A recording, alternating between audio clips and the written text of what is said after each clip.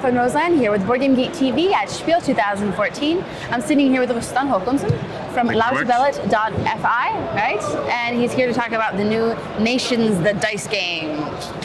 So we're excited about this. Nations was a big hit last year, so... Yeah, so Nations, the dice game, that's the core experience of Nations, but in like 10 to 15 minutes on 2-player or 30 minutes on a 4-player game. That's really quick. Very, very compact. Fantastic. So stability does not exist as a concept in this game, but otherwise most of the existing concepts from the big Nations game exist in the game in some form. They are streamlined a lot, like the concept of workers and resources that you gather, those are replaced by dice, the most obvious example of what was streamlined. So beautiful dice. To start out, you have this board like this. You have one white basic production die for each building that you have. You also have one gold and one reroll. That's what you start with. So these are tiny things that you start with, and you're aiming to get nice, shiny, grand civilization over the course of just 4 short rounds. So in the Big Nations game, you have 8 rounds, 4 ages. Here, still 4 ages, but only 1 round per age. So 4 rounds and then it's over. It's very quick. So it's an engine building game, but you build your engine within the round, and not that you don't build up your production and then you produce and then you can do stuff with it the next round. And you can do it within the same round. So you build up stuff and you get better stuff, you use it immediately. But you still only do a small, tiny thing on your turn. And then the next player turn, you go around the table, and then you do one small thing again. So like, this is the overview. So you reveal new tiles, and then go around the table, do actions until you pass. Flip this over, and you pass. Then you score for books. You check the famine. Here, famine is fixed for a round. You draw it. These are the different tiles for the first round of the game, for first age of the game. You draw it at the start of the round, and you see this will happen at the end of the round. So you can aim to get that. If you do, you get points, either for having food or having strength. So, for example, if this one is up, you aim to get 1 food at the end of the round and 1 strength. You get 1 point for each of those at the end of the round. You can try to do that. Aim for it during the game. But first, you start with putting up one of the event tiles for the current round, and you shuffle the progress tiles and put these up.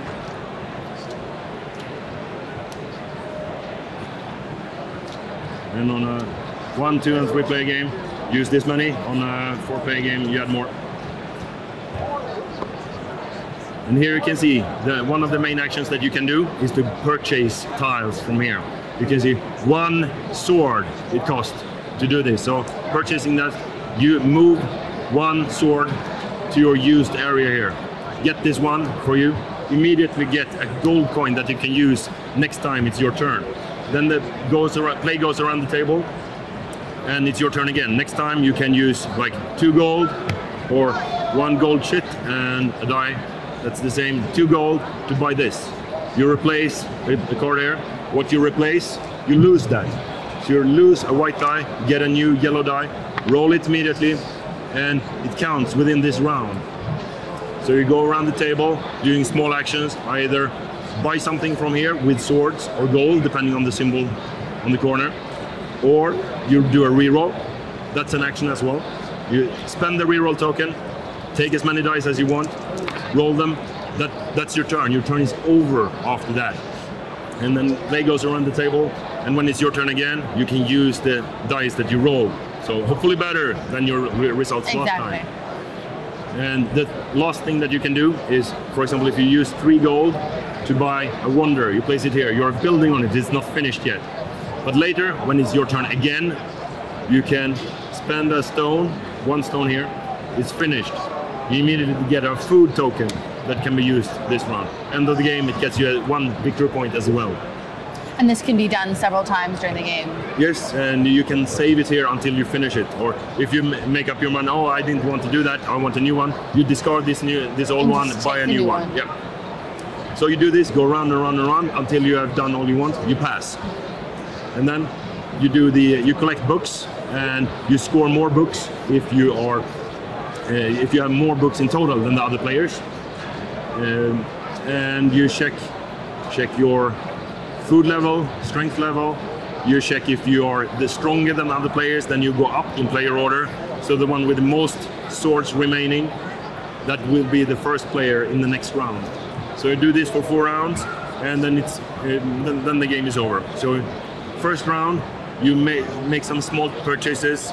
It doesn't seem that much at first. Then the second round, it starts to accelerate. Third round, lots of things happen, lots of chance taking you can do. Fourth round, you collect points. So this is very closely related to the big game, but its own experience, its own focus, and its own types of, much choices, and much quicker. So I'm very happy with it. The reception has been fantastic and sold almost everything. They say a couple copies left. A couple boxes for tomorrow and for Sunday morning to bring out. And that's it. Over 400 sold first few hours Thursday. Can't complain about that. Almost everything they brought, so it's fantastic. And sold out today? Everything they brought out sold out immediately. So. And a couple copies left for tomorrow and so Saturday, and that's so it. That others, the ones that only arrive on Saturday and Sunday, have at least a chance to get it. But I'm super happy with how the production's gone and how the reception has been. Fantastic. I can't wait to try it and play with all these lovely dice. And that was Nations, the dice game from LoudsBellet.fi.